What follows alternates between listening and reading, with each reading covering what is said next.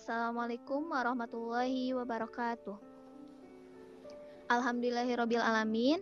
Pada kesempatan kali ini, kita berjumpa lagi di mata kuliah pedagogik dengan dosen pengampu yaitu Dr. Andes Tati Sumiati.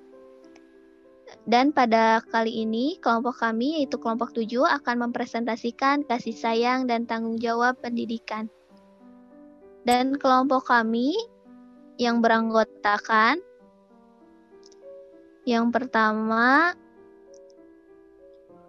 ada Via Saiha Fatimah, dan yang kedua Hanifah Nur Auliani, dan yang ketiga Nopi Krisnawati, yang keempat Raniah Rukma Wian Fadia, dan yang kelima Siti Maryam. Dan slide yang pertama akan dibawakan oleh saya sendiri. Sebelumnya, izin memperkenalkan diri. Nama saya Siti Maryam dengan NIM 2008962. Saya di sini akan memberikan pemaparan tentang pengertian kasih sayang. Kasih sayang merupakan fitrah manusia. Artinya, setiap manusia ditakdirkan oleh Allah memiliki kasih sayang terhadap semuanya. Dalam hal pendidikan, kasih sayang harus mendasari semua upaya dalam membawa anak menuju tujuannya, yaitu menuju kedewasaan. Kasih sayang mempengaruhi kesehatan fisik, hati yang berbunga-bunga, karena limpahan kasih sayang akan menyehatkan saraf dan fisik. Anak-anak yang kenyang dengan kasih sayang orang tuanya, tubuhnya lebih sehat dari anak-anak yang kurang mendapat kasih sayang. Nah, di sini juga mereka akan lebih belajar dewasa karena dia merasa telah mendapatkan kasih sayang penuh dari orang tuanya, lebih mandiri, dan mereka juga akan banyak menuai prestasi-prestasi yang bisa dia gapai karena limpahan kasih sayang tidak kurang pada dirinya, sehingga mereka merasa mendapatkan perhatian penuh. Dan kasih sayang akan juga menyelamatkan anak-anak dari sifat-sifat kerdil. Anak-anak yang kurang tidak mendapatkan kasih sayang, orang tuanya akan tumbuh sebagai anak yang merasa terkucilkan, sebab mereka kurangnya kasih sayang dan tidak mendapat perhatian, sehingga mereka ya sudah, ini adalah hidup dia dan dia merasa tidak ada artinya karena tidak ada yang memperhatikannya. Dan dalam sebuah riwayat, Nabi Musa alaihissalam menjelaskan, saya bertanya kepada Allah Subhanahu wa taala, amalan apakah yang paling utama? Kasih sayang kepada anak-anak, karena fitrah mereka itu atas tauhid. Dan kalau aku wafatkan anak-anak tersebut, maka mereka akan kumasukkan ke dalam surga. Dalam hal ini, riwayat tersebut menjelaskan bahwa anak-anak merupakan sebuah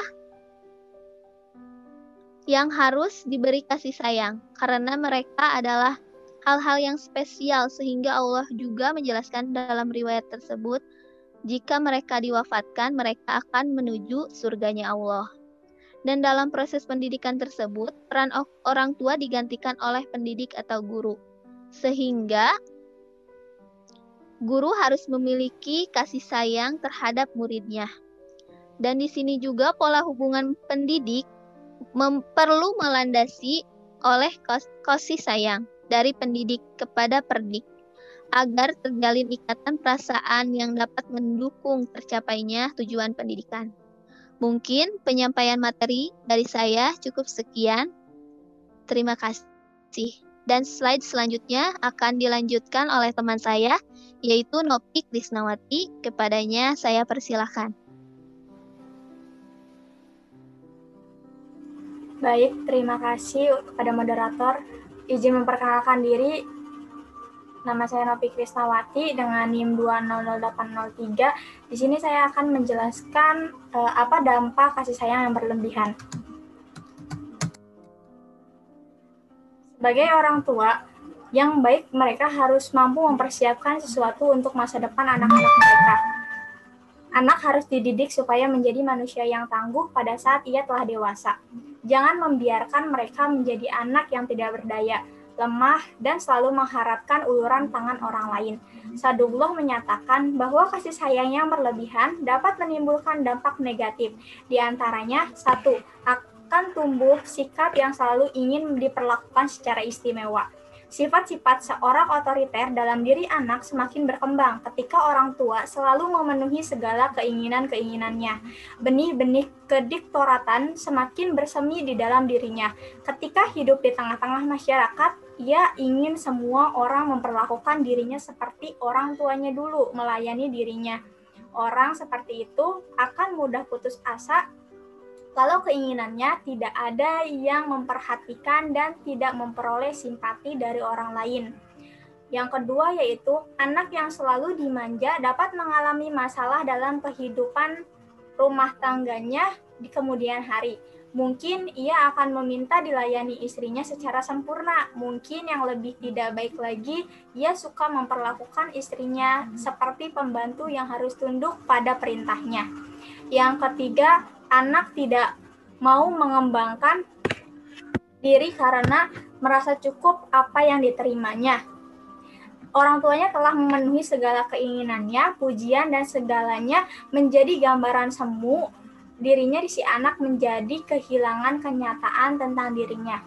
Yang terakhir yaitu anak yang selalu dimanjakan dengan segala kesenangan dan selalu keinginannya selalu dipenuhi oleh orang tuanya akan tumbuh menjadi manusia yang sombong, suka memaksakan kehendak. Cukup sekian penyampaian dari saya, kurang lebihnya mohon maaf, saya kembalikan kepada moderator. Terima kasih. Dan slide selanjutnya akan disampaikan oleh Hanifah. Kepadanya saya persilakan. Baik, terima kasih kepada moderator. Sebelumnya, mohon izin memperkenalkan diri. Nama saya Hanifah Nur Auliani dengan NIM 2006617. Di sini saya akan menjelaskan tentang hidup tanpa kasih sayang.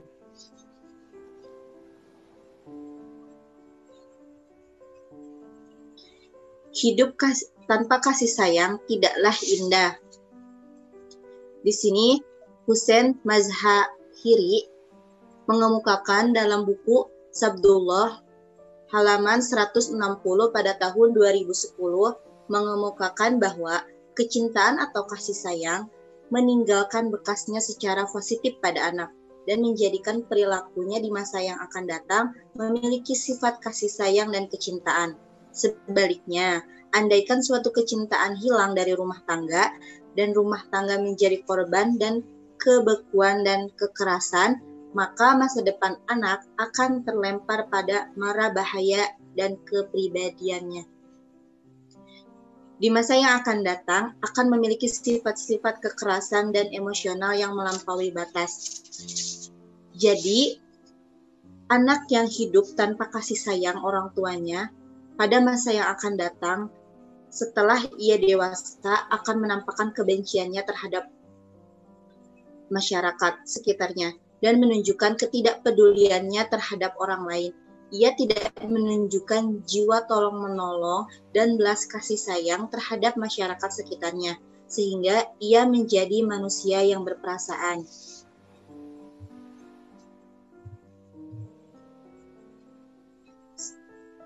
Untuk materi selanjutnya, saya kembalikan kepada moderator. Baik, terima kasih kepada Hanifah. Dan slide selanjutnya akan disampaikan oleh Via. Kepadanya saya persilahkan.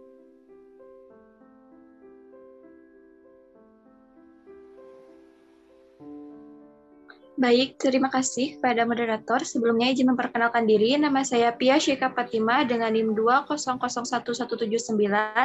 Di sini saya akan menjelaskan tentang peran guru dalam proses pendidikan. Nah, seperti apa sih proses guru dalam peran pendidikan?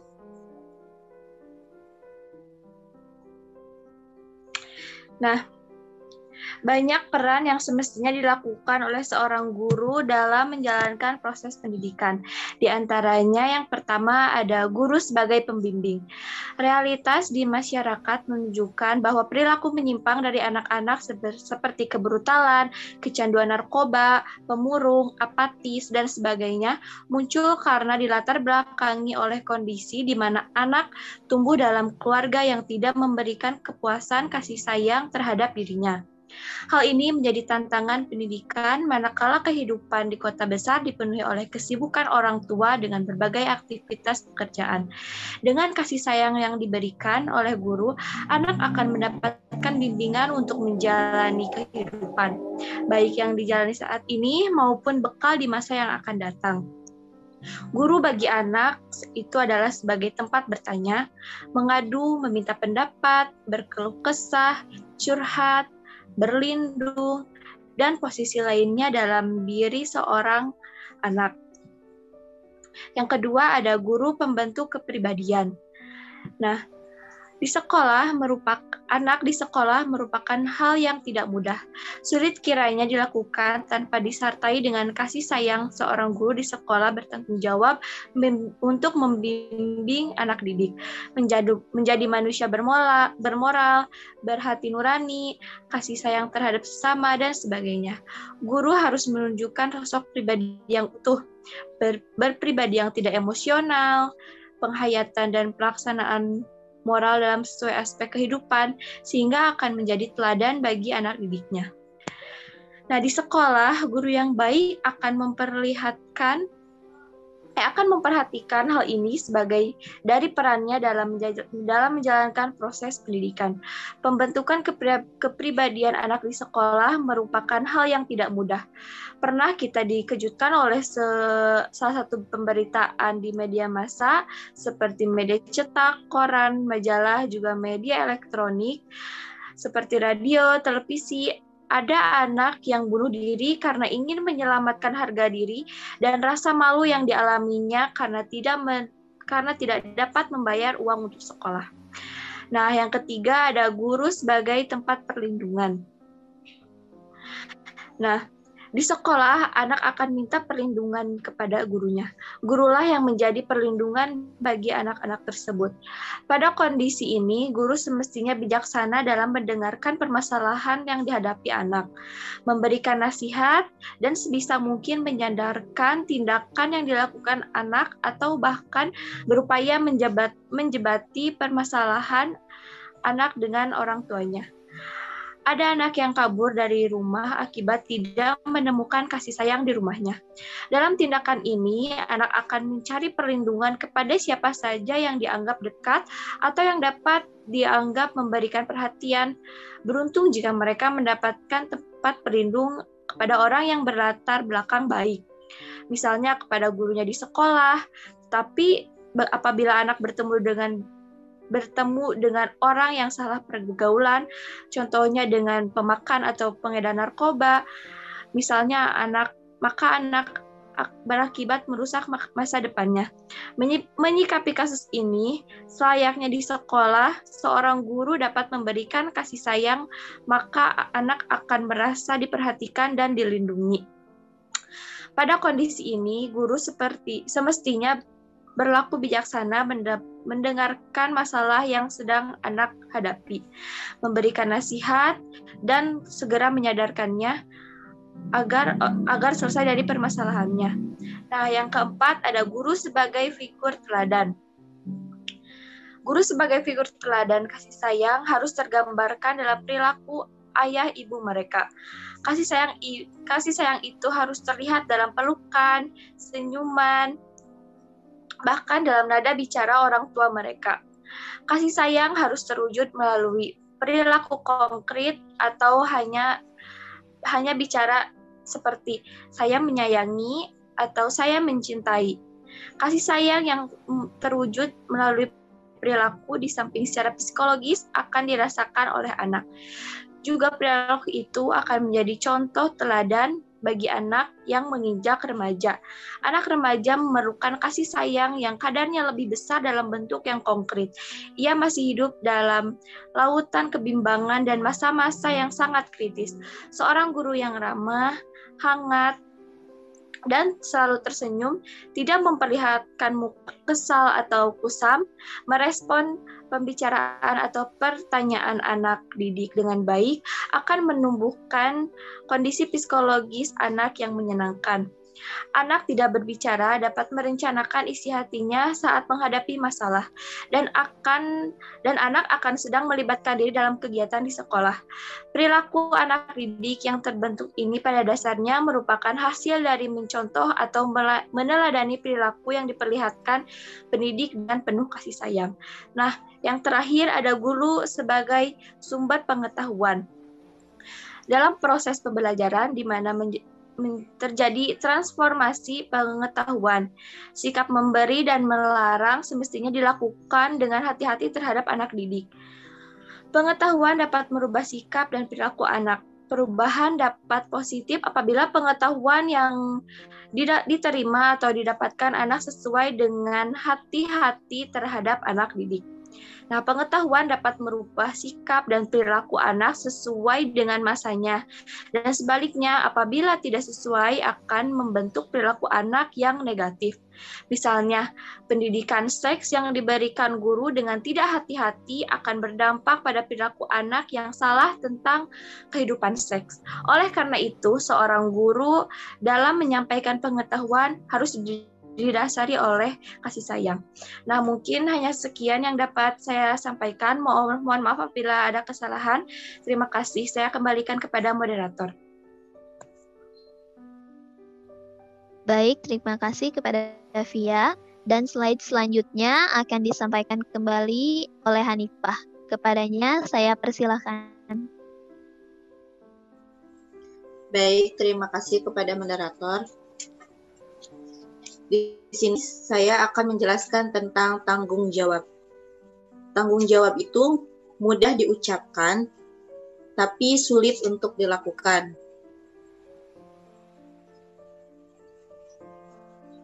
Nah, apa itu tanggung jawab?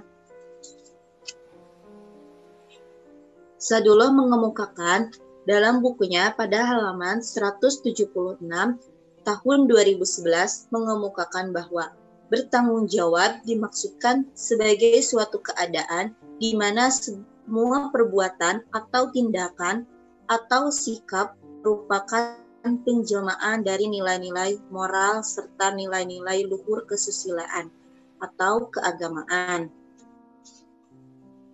Nah, bisa juga dikatakan bahwa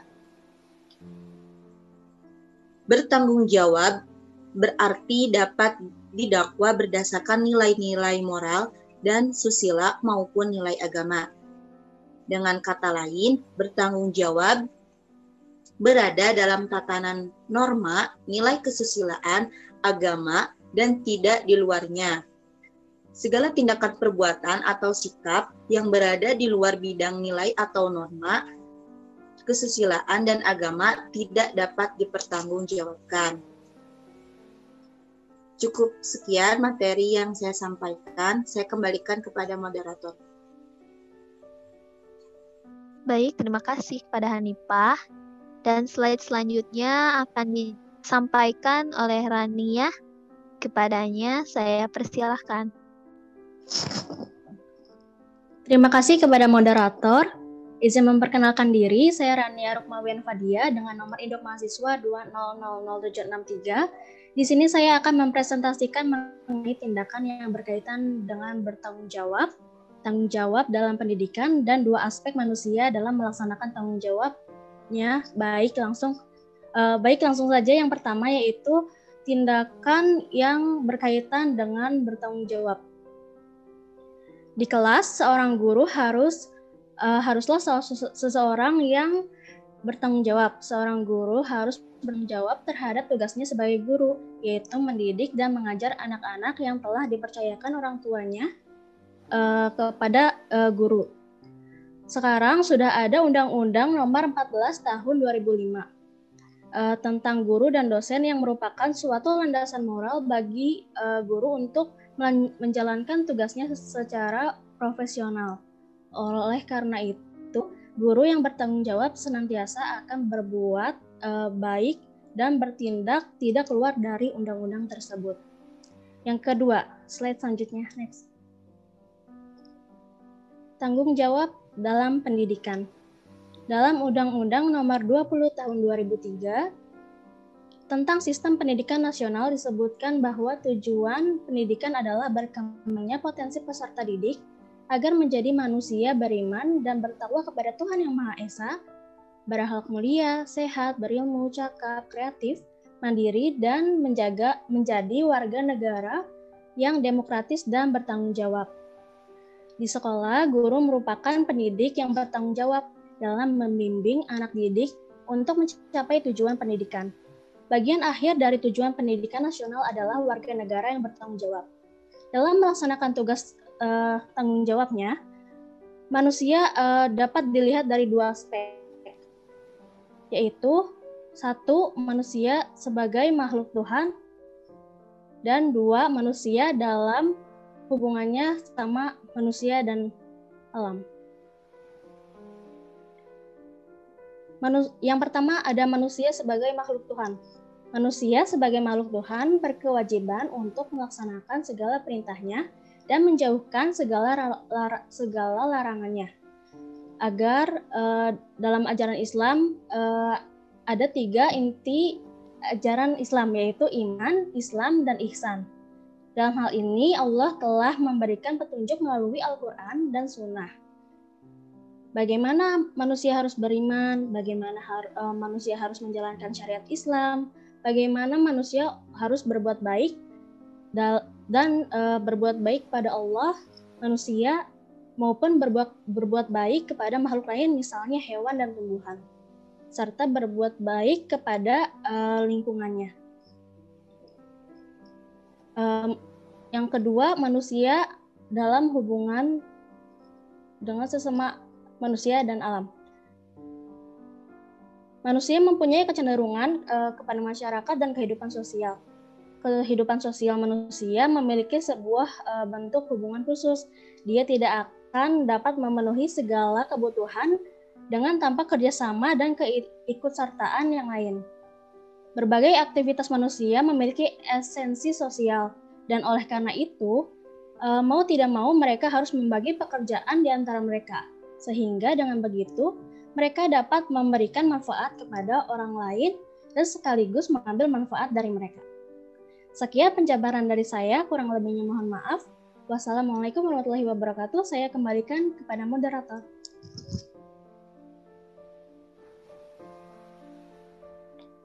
Baik, terima kasih kepada Rania yang telah memaparkan materi terakhir dari kelompok kami.